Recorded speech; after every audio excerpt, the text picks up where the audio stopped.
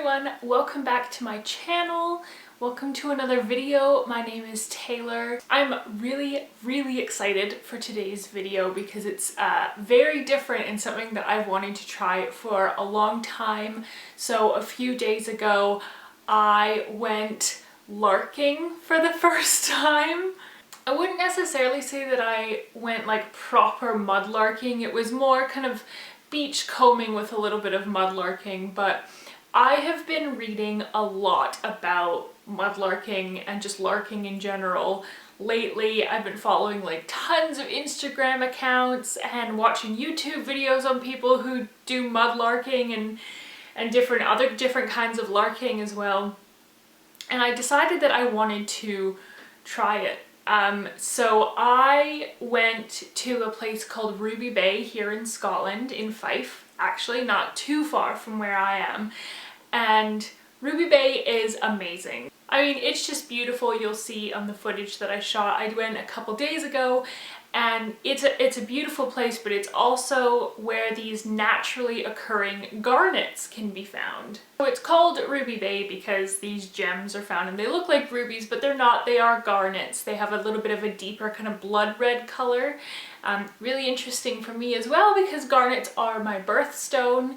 And so I decided I wanted to go and see if I could find any, and just see if I could find any other treasures as well. So like I said, I shot this footage a couple days ago. I really hope you guys enjoy it. I had so much fun filming it, and after we're done we will meet back here and I will show you some of the little treasures that I found. Located to the east of Ely, a coastal town and former royal borough in Fife, Ruby Bay is a secluded beach with both coastal and woodland walks. It is also home to the Ely Ness Lighthouse, which has been guiding ships since 1908 and is still maintained by the local historical society along with its keeper's cottage.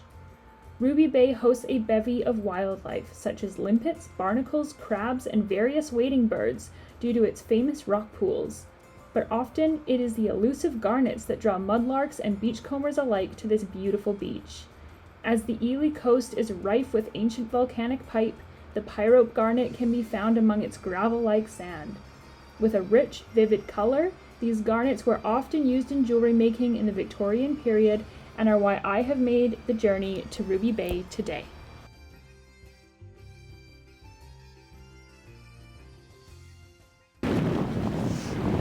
So, hi guys. I don't know if you can hear me because the waves are quite loud, but I'm at Ruby Bay. It's actually raining and it's quite cold, but I've only been here for a few minutes and I've already found tons of stuff, tons of sea glass. I think I want to be that way, just past you guys, to be looking for the actual kind of, oh, got some more sea glass, rubies, but I am having fun just looking for sea glass and having a bit of a nosy around and enjoying being by the seaside because it's been a very long time since I've been by the sea. So yeah, let's go looking.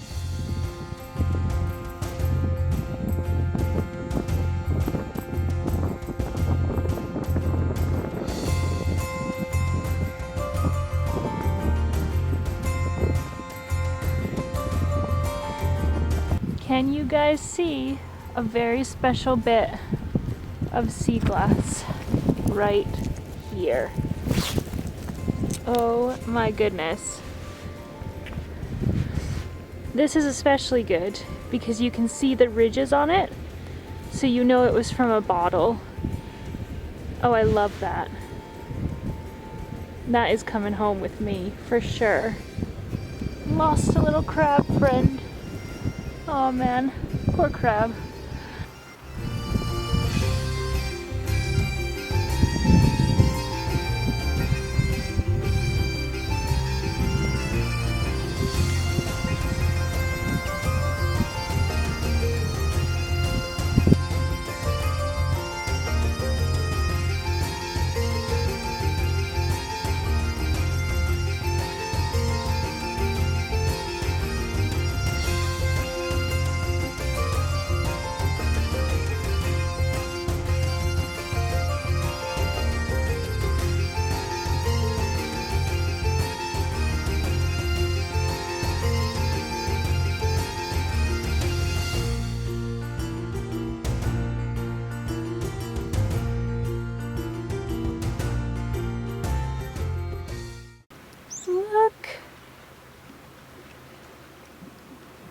I can't believe I just found one. I can't believe I just found one. I literally was just like moving my camera and spotted it out of the corner of my eye. It's kind of hard to see them because it's so dark and because it has rained recently, so like the sand is really dark. But I found one, so it's so exciting.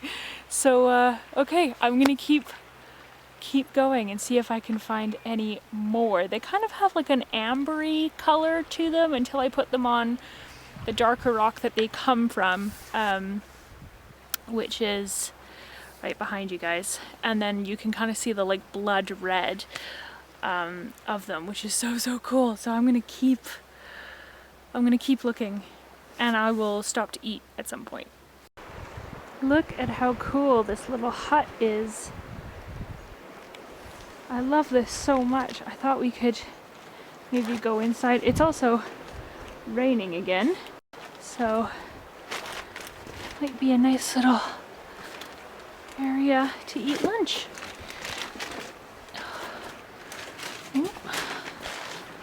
It's got wee places to sit and a wee roof. I think I might eat my lunch in here actually.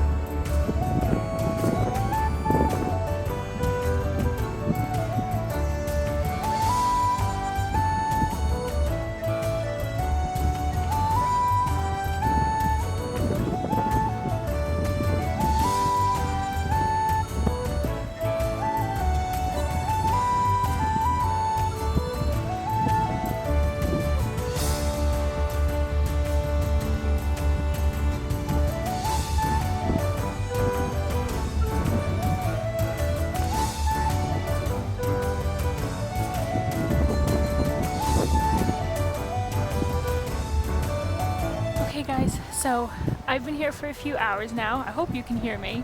It's a bit windy, but I've been here for a few hours and I think I've done my beach combing and I'm just having a wee stoat around, a wee walk around the tower. But I think I'm going to start heading home and then I will show you what I was able to find today on my first mudlarking trip. Okay, so like I said, it's a couple days later now. We're at home. I have some things to show you. I do want to say, unfortunately, upon further and better inspection, what I found wasn't actually a garnet, unfortunately. It was just a little piece of glass. So I didn't find any garnets that day, but I will say it was very dark. It was raining quite a lot, so as well as it just being a darker day with lots of cloud cover, the ground was really dark because it had been raining that morning. And the tide was a lot higher than I would typically want it to be, so I didn't find any garnets, but I did find tons of other stuff that I wanted to show you. I still think it was really successful. So the first thing I'm going to show you is this collection of sea glass. This is my first little collection of sea glass I have in this mason jar.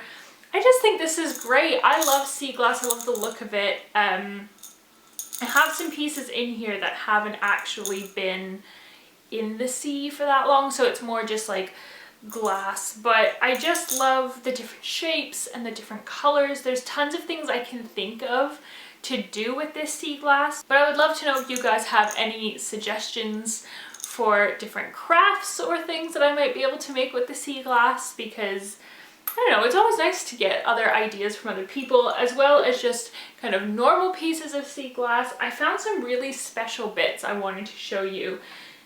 So I found bits with like different kinds of ridges in them. I even found a bit that has a bit of a label on it and part of clearly a piece of a Kopparberg glass, which for those who might not have Kopparberg, it's cider, essentially fruit cider. And yeah, I love the pieces that have the ridges. You can tell, especially with some of the bigger pieces, that they were parts of old, possibly like late Victorian or Edwardian bottles.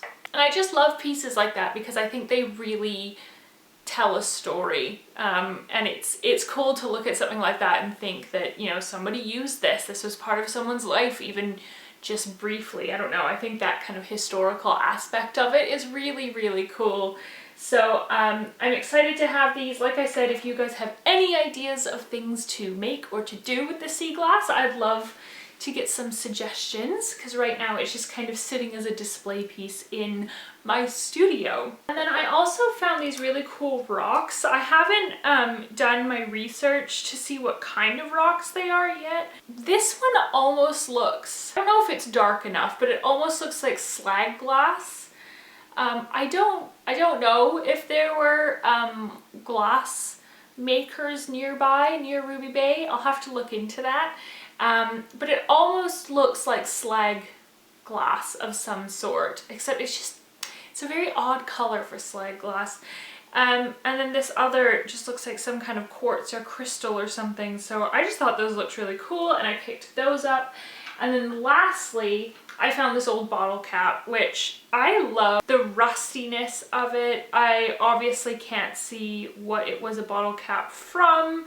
I'm tempted to clean it up, but I'm also tempted to just leave it because I love the texture, I love the look of it. And once again, I just think there's something that you could really do with it, but it is really nice. I feel like it's weird sitting here, but it is really nice to just kind of touch, and yeah, I really like it. So I think I might just leave it a bit rusty for now. Even though I didn't find any garnets, I would still say it was a pretty successful haul, and I just had a great time. It was a great way to spend half a day. I went first thing in the morning and I came back kind of around midday, and it was really fun. It was a nice way to explore a part of Scotland and a part of Fife that I haven't been to yet, and learn a little bit more about the history of that area of Scotland as well. I also thought just before I ended this video, I would maybe give you guys some larking recommendations if it's something that you're interested in reading about or looking into, especially if you really like history. It's great.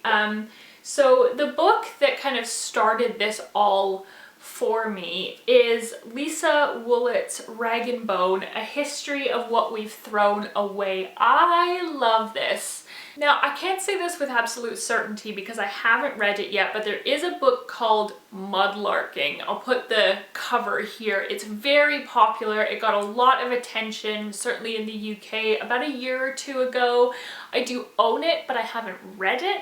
The same author who wrote Mudlarking has also written a field guide to larking, which I haven't read fully, but I did actually take with me on this day trip and have a flip through, which is another really interesting book, and it's a little bit more interactive as well, so it's something to look into. I believe Rag and Bone is similar to Mudlarking in that it's about the author's experience mudlarking in the Thames. She talks about the history of London through her finds and her own history with larking as well.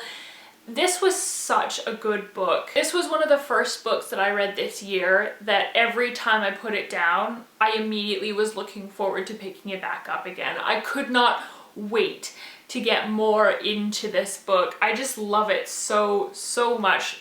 Her finds are really interesting. There's lots of black and white photos throughout it as well, because she's built up quite a collection over her years of larking. There's a good map.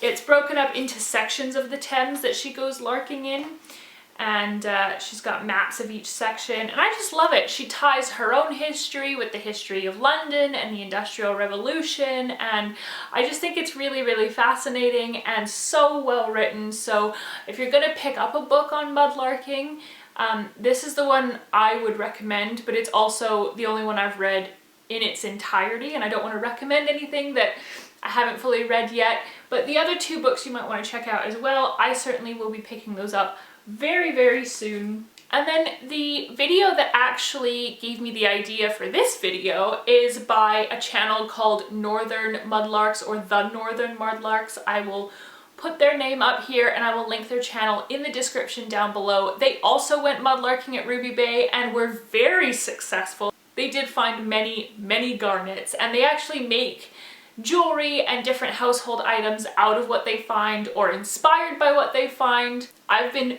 binge watching their videos, so if you're interested in more content like this, I highly suggest the Northern Mudlarks.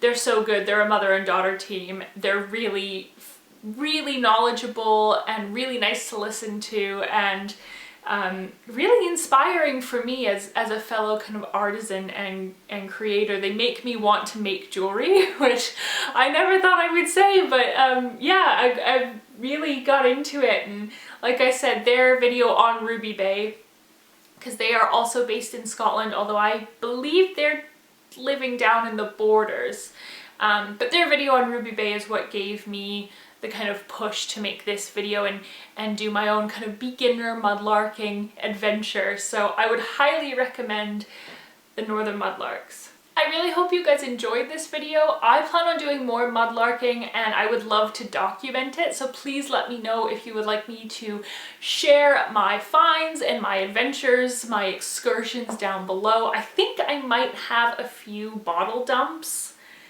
like Victorian bottle dumps in my area.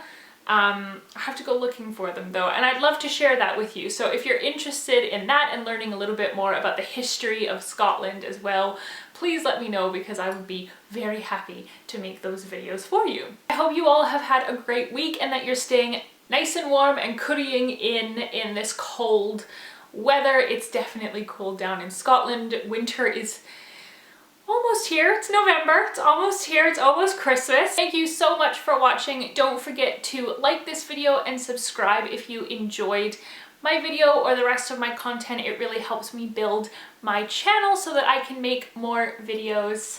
And I'll see you guys next week. Sanjava!